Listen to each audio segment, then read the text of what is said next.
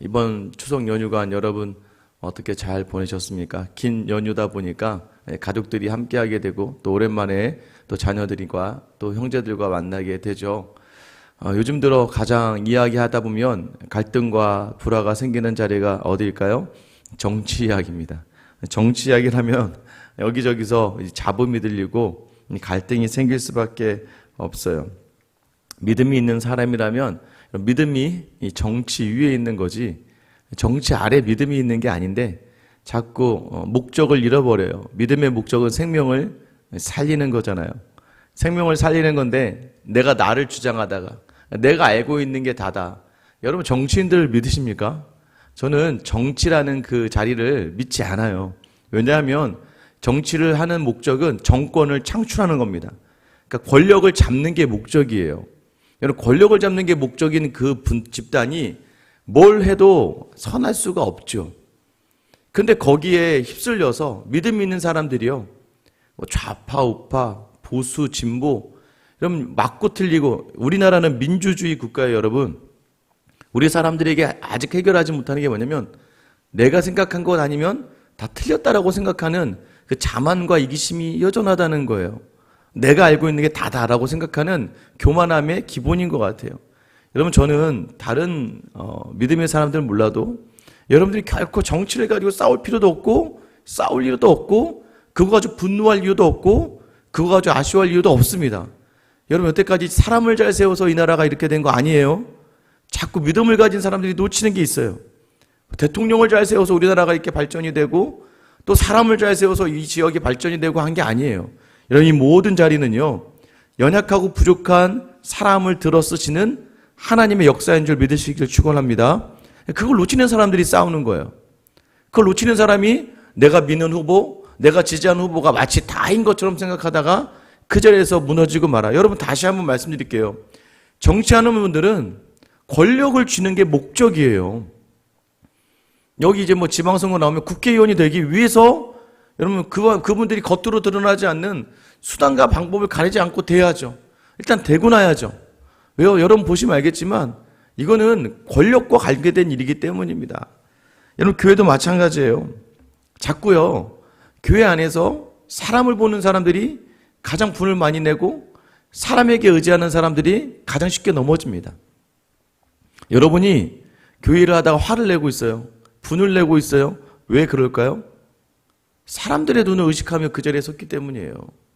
정말 하나님이 원하는 게 무엇인지 놓치면 그거 내려놔도 하나님이 기뻐하시면 내려놓을 수 있어야죠. 그런데 우리가 자꾸 사람들을 의식하고 내 믿음의 신앙의 수준을 내 스스로 판단해서 내가 이 정도 되는 사람이라고 생각하거나 내가 이 정도는 할 수 있다고 생각하는 것 때문에 자꾸 그것이 사람들의 눈에 볼 때 어떻게 여겨질까라고 생각하면 마음이 어렵고 무거워질 수밖에 없는 것이죠. 여러분 믿음은요 사람을 보고 나아가는 자리가 아니라 하나님을 보고 나아가는 자리고 삶의 모든 영역도 마찬가지예요. 가정도 교회도 직장도 우리의 모든 자리는 하나님 앞에서 온전하게 서 있느냐 서 있지 않느냐로 평가받는 것이지 여러분 세상의 사람들에 의해서 주도받고 주도되어지고 평가받는 게 아니라는 거예요. 여러분 저는 여러분들이 다시 한번 사람들 앞에서 살아가는 사람들이 아니라 하나님 앞에 살아가는 사람이 되기를 예수님의 이름으로 축원합니다. 오늘 유다의 그 문제들을 오늘 이사야가 지적하기 시작합니다. 15절에 시작할 때 자기의 계획을 여호와께 깊이 숨기려 하는 자들은 화 있을진저라고 이야기해요. 자기의 계획을 여호와 앞에 숨겼다. 당연히 하나님이 싫어하시겠죠. 여러분 자녀가 부모에게 그 어려운 일과 또 힘든 일이 있는데 얘기하지 않아요. 충분히 여러분이 도와줄 수 있어요. 도와줄 수 있고 해결할 수 있는 힘이 있는데도 불구하고 자기 부모에게 이야기하지 않고 옆집 친구 엄마를 찾아간다. 옆집 친구 아빠를 찾아가서 이야기를 하더라. 자녀가 자기의 고민을 부모보다도 더 다른 친구의 부모를 찾아가더라. 여러분 어떻겠어요? 굉장히 마음이 서운하시고 아쉽겠죠. 유다의 이 말기에 야스루가 커지고 바벨론이 강성해지기 시작합니다. 그러자 유다의 모든 지도자들은 딱 하나 생각을 해요. 우리가 피할 길은 뭐다? 애굽을 향하는 거다. 애굽은 역사적으로 계속해서 강대한 제국이었어요.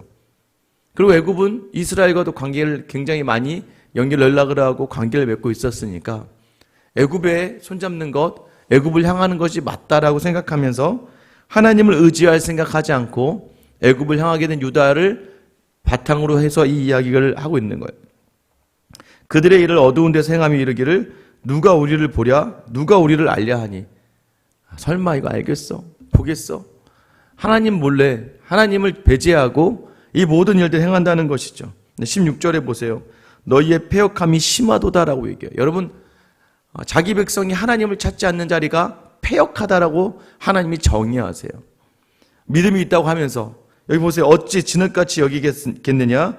지음을 받은 물건이 어찌 자기를 지은 이에게 대하여 이르기를 그가 나를 짓지 아니하였다 하겠으며 빚음을 받은 물건이 자기를 빚은 이에게 대하여 이르기를 그가 총명이 없다 하겠느냐? 하나님이 도와줄 수 없어. 하나님이 알 수 없는 일이야. 이거는 내가 해야 되는 일이야. 내가 해야 돼라고 생각하는 그러한 패역함의 자리에 있다는 거예요. 성도들에게 특별히 요구되어지는 믿음의 자리가 무엇인가요? 하나님을 놓치는 자리가 가장 문제라는 거예요. 작은 일부터 큰 일에 이르기까지 모든 일들이 무엇과 관련돼서 나가야 되냐면 하나님께 묻고 하나님과 함께 나아가야 되는데 자기의 생각이 하나님을 앞서 나가기 시작해요. 자기의 지식이 하나님의 지식을 앞서 나가요. 그러니까 기도가 먼저이고 그다음 하나님 주신 지혜로 또 하나님 주신 힘으로 또 하나님께 연락하고 의지하며 그 일들을 감당해야 되는데 다 대부분 보면 자기의 일을 다 저질러 놓고 나서 그 다음부터 기도가 시작돼요. 물론 기도하지 않는 문제도 더 크겠지만 기도라도 하면 다행이죠. 그런데 우리의 삶의 자리의 모든 문제가 다 이렇게 된다면 하나님이 그 안에 간섭하고 일할 수 있는 그 자리가 없잖아요. 17절 말씀 보세요. 오래지 아니하며 레바논이 기름진 밭으로 변하지 아니하겠으며 기름진 밭이 숲으로 여겨지지 아니하겠느냐.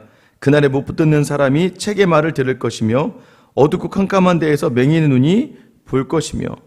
하나님의 능력을 의심하는 사람들에게 하나님이 하시는 말씀이에요. 레바논 척박한 땅이 기름진 밭으로 변하고 그 기름진 밭이 울창한 숲이 되는 거, 이거 하나님이 하시는 거다.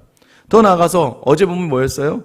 사람들이 책의 말을 봉인하신다 그랬어요. 하나님께서 책의 말을 봉인하셔서 아무도 못 보게 하시는 것들. 근데 그것도 하나님께서 그 책의 말을 못 믿는 사람들에게, 못 듣는 사람들에게 하나님이 그 말씀을 듣게 하시는 것도 하나님이시고, 또 맹인은 볼 수 없지만 하나님이 어둡고 캄캄한 데에 있는 맹인의 눈으로 보게 된다. 그러니까 하나님의 말과 하나님의 일을 행하시는 것을 하나님이 능히 보게 하실 수 있는 분이라는 거죠. 모든 자리자리에서 하나님의 뜻에 모든 것을 맞춰 살아갈 수 있도록 베풀어 주실 수 있는 하나님이신데 자꾸 자기들 스스로가 생각을 해서 이 하나님의 자리를 놓친다는 거예요. 그래서 어떤 사람들이 복이 있습니까? 19절 겸손한 자에게 여호와로 말미암아 기쁨이 더하겠고 사람 중 가난한 자가 이스라엘의 거룩하신 이로 말미암아 즐거워하리니 이는 강포한 자가 소멸되었으며 오만한 자가 그쳤으며 죄악의 기회를 엿보던 자가 다 끊어졌습니다. 여러분, 겸손한 자, 이 겸손한 자가 누구일까요? 사실 뒤에 보면 가난한 자, 겸손한 자, 아무것도 없이 아무런 힘도 없고 아무런 능도 없지만 어렵고 힘들고 지치는 가운데서 하나님을 놓치지 않는 사람들을 이야기하는 거예요. 여러분, 그래서 우리가 계속 뭐예요? 심령이 가난한 자. 누가복음에서는 뭐라고 해요? 그냥 가난한 자, 복이 있나니. 여러분, 복이 있다는 게 무엇일까? 그 복이 무엇입니까?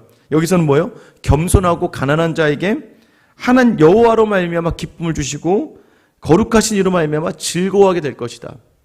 그러니까 하나님을 온전히 신뢰하며 어렵고 힘든 시간을 견디고 믿음으로 감당해내는 이들에게 하나님 반드시 기쁨과 즐거움으로 채워주실 거라는 걸 약속해 주시는 거예요. 반대로 강포하고 또 오만한 자들은 뭐예요? 또 죄악의 길 엿보던 자는 소멸되고 그치고 끊어지게 하실 거라는 거예요.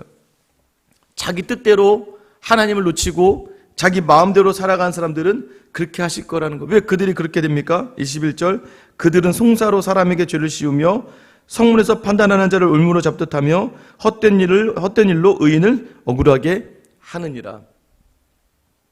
자기 의지와 자기 뜻대로 하다 보니까 여러분 지고 싶지 않고 무너지고 싶지 않죠. 그러다 어떻게든 그 일을 만들어내야 되다 보니까 어떻게 해요? 송사를 해서 사람에게 죄를 뒤집어 씌우고 재판하는 사람들을 을무로 묶어버려요. 그래서 자기에게 유리한 재판의 결과가 나오게 하면서 그 의인들을 억울하게 한다는 것이에요. 우리가 하나님을 놓치는 자리는요, 모든 자리가 의인을 억울하게 만드는 자리가 될 수 있다는 것을 여러분이 아셔야 됩니다. 왜요? 내 뜻이 담겨진 자리는 나만 살려고 하는 자리잖아요. 그러나 하나님 뜻이 담겨진 자리는 다른 사람을 살리는 자리거든요. 이 두 가지는 같이 될 수 있는 게 아니에요. 내가 하나님을 택하면 하나님 나를 통해 생명을 살리시는 일에 서게 하시지만, 내가 나의 뜻대로 가고자 하면 하나님은 나의 뜻 안에서 무너지는 다른 의인들을 보게 하신다는 거예요. 결국 이것을 어떻게 이겨내야 됩니까? 22절. 그러므로 아브라함을 구속하신 여호와께서 야곱 족속에 대하여 이같이 말씀하시되 야곱이 이제는 부끄러워하지 아니하겠고 그의 얼굴이 이제는 창백해지지 아니할 것이며 그의 자손 내 손이 그 가운데 행할 것을 볼 때에 내 이름을 거룩하다 하며 야곱의 거룩한 일을 거룩하다 하며 이스라엘 하나님을 경외할 것이며 마음이 혼미하던 자들도 총명하게 되며 원망하던 자들도 교훈을 받으리라 하셨느니라. 여러분, 결국 하나님께서 하시는 일이 무엇입니까? 결국은 겸손하고 가난했던 자기 백성들, 남았던 자기 백성들로 다시 하나님을 바라보며 이전의 부끄러움과 수치의 모든 자리를 하나님께서 다 회복시켜 주신다는 거예요. 더 이상 부끄러움이 없고 창백해짐이 없고, 그 심지어는 하나님이 그 손으로 행하실 일을 바라보면서 야, 하나님이 거룩하다, 이게 뭐예요?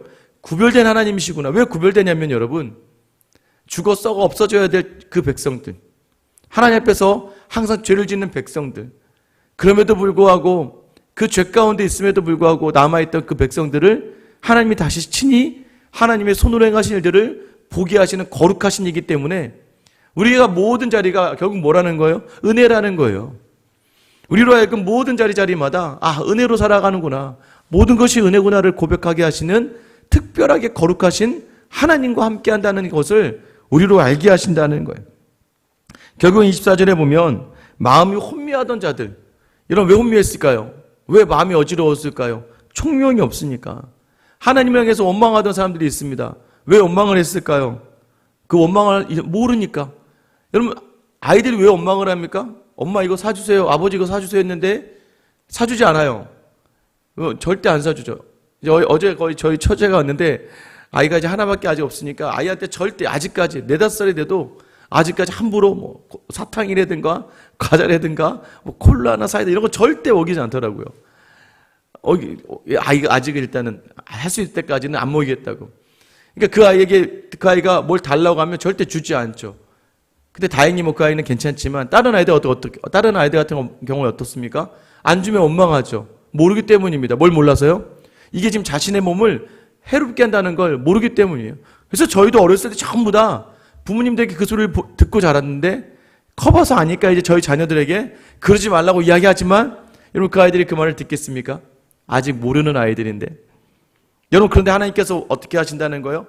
총명과 교훈을 주겠다는 거예요. 여러분, 지금 우리가 이 자리에 있는 것이 지혜로운 자리라는 거예요. 이 자리에서 하나님께 예배하며 말씀을 듣고 내 삶을 돌이키는 것이 여러분 삶에 있어서 큰 생명과 지혜의 자리임을 놓치지 않게 되기를 축원합니다. 여러분, 하나님께서요, 하나님 그렇게 다시 자신을 그들에게 보이시고 여전히 자신의 일을 행하시는 분, 주도가 누가 되는 거예요? 주도하는 게 하나님이 되신다는 거예요. 우리는 자꾸 놓치는 게 있어요. 하나님을 우리가 믿어준다 생각해요. 하나님께 예배를 해준다고 생각해요. 그러지 않아요. 하나님이 하나님 자신을 우리에게 보여주시고 우리의 마음에 감동을 주시고 우리라고 이 자리에 있게 하신다는 거예요. 그래서 뭘 다시 얘기하는 거예요? 애굽이 아니야. 유다에게 얘기하시는 거죠. 야, 애굽을 의지해봐야, 너네 그렇게 오만하고 강포한 자가 돼봐야 다 끊어질 수밖에 없어.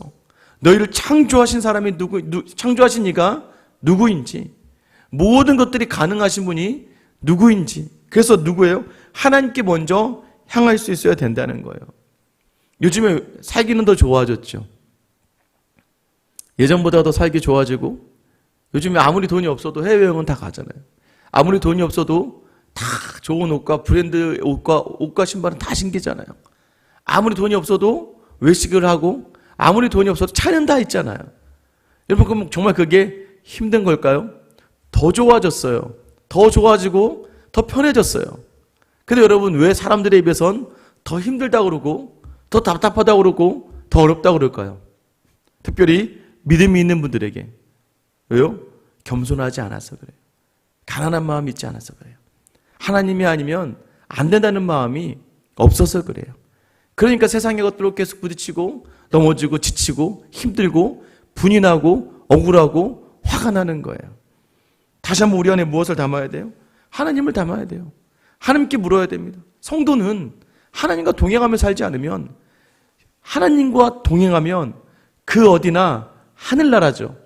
천국이란 말이에요. 하나님의 통치하심 아래 하나님의 백성이 있고 하나님이 주신 내 삶의 자리가 있기 때문에 하나님의 나라가 되는데, 하나님이 없으니까 세상의 것으로 막 꾸역꾸역 채우다 보니까 세상의 것은 만족이 없거든요. 사람들을 보다 보니까, 어제 뭐였어요? 하나님의 계획이 아니라 사람의 계획으로 따라가는 사람들이 서다 보니까 그 사람의 계획이 어떻게 만족이 있을 수 있겠습니까? 100만 원 벌면 1000만 원 벌고 싶고, 1000만 원 벌면 1억 벌고 싶고. 1억 벌어보세요. 1억이면 끝나고. 안 그래요. 1억 버시는 분의 특징이 2억을 벌고 싶어요. 2억을 벌면 10억을 벌고 싶어요. 여러분, 이게 사람의 심리예요. 만족함이 없는 거예요. 세상은 만족이 없으니까 누림이 없고 감사가 없고 거기에 대한 보람이 없어요. 그러나 믿음이 주는 유익이 무엇입니까? 오늘도 하나님께서 내 삶에 일하여 주신 이 자리. 여러분, 이번 추석 연휴가 왜 힘들었는 줄 아세요? 이걸 하나님이 주신 자리를 여기지 않았기 때문이에요. 자꾸 내 머리로 생각하니까 내게 있는 결핍과 내게 부족한 것들과 사람과 비교해서 내 성에 차지하는 것들로 가득하니까 화가 나죠. 당연히 화가 나죠. 자녀들마저 여러분의 배로 나와도, 여러분이 나와도 여러분 말 듣지 않거든요. 그런데 이걸 내 뜻대로 하려고 하니 그게 마음의 성에 차겠습니까? 당연히 무너지죠. 어제 제가 저희 처제에게 얘기했어요. 아이가 지극정성인 거예요. 모든 게 아이 중심이죠. 아이가 일단 하나고 좀 약간 늦지막히 났으니까 다 아이 중심인 거예요. 그래서 제가 그 얘기했어요. 지금은 그러니까 인정은 해요. 그럴 때도 있어야죠, 아이에게. 그래서 마지막에 그랬어요. 그 아이한테 뒤통수를 맞아봐야, 그 아이에게 배신을 당해봐야, 그래야 비로소 하나님이 보일 거고, 아직은 이제 신앙생활 잘 안 하니까 하나님이 보일 거고, 그때서야 지금 막 무시하는, 약간 이제 무시하듯이 하는 남편이 보이게 될 거야. 거기 집중하던 거에 무너져 봐야. 여러분, 세상의 것은 무너지게 돼 있어요. 미리 있어 알게 되는 게 지혜예요. 미리 알고 미리 지금 힘들지만 계속 하나님께 기도하며 그 자리를 내어놓을 수 있는 그 길로 향하는 거예요. 오늘도 여전히요. 여러분, 오만한 자의 자리에 있지 않기를 원합니다. 물으세요, 하나님께. 하나님께 구하세요. 그리고 하나님 주신 감동과 감격과 그 지혜로 나아가셔야 돼요. 그때 하나님께서 기쁨과 즐거움을 주시는 거예요. 그 하나님께 온전히 기도하며 나아가는 귀한 하루, 하나님의 긍휼과 은혜, 토기장이 우리를 만드신 분이 우리를 가장 잘 아시고 우리에게 가장 좋은 것 지금 주신 줄 믿으며 더 좋은 것 주시기 위해 준비하시는 이 과정을 믿음으로 담아내는 저 여러분 되시길 예수님의 이름으로 축원합니다. 기도하겠습니다. 하나님, 또 무너진 이유는, 또 넘어진 이유는, 또 하나님, 또 화를 내고 분한 이유는 내 뜻처럼 되지 않는 이 모든 일 때문입니다. 하나님, 또 내 머리가 말씀보다 앞섰고 내 계획과 내 생각이 하나님의 뜻보다 앞서며 모든 자리자리마다 사람의 눈을 의식하고 세상의 눈을 의식하고 절대 지지 않겠다는 마음과 이기고야 말겠다는 그 교만한 심령이 결국 또 우리의 마음을 어렵게 하고 힘들게 하고 말았습니다. 또 하나님이 없었습니다. 하나님 이 시간 하나님 있는 사람처럼 살기를 원하는 우리에게 다시 은혜로 이 자리에 부르신 줄 믿으니 이 주신 자리에서 이 말씀 붙들고 오늘도 겸손한 자로 가난한 자로 하나님을 담아내며 마음껏 하나님의 사랑 안에 살게 하셔서 세상이 줄 수 없는 평강과 평안으로 가득한 귀한 하루를 살아내며 기쁨과 즐거움을 맛보는 사랑하는 주의 성도들 다 되게 하여 주시옵소서. 이미 이 세상을 이기시고 예수의 이름을 보며 구원을 주시기로 작정하신 우리의 주님 예수 그리스도의 이름 받들어 기도드립니다. 아멘. 이런 시간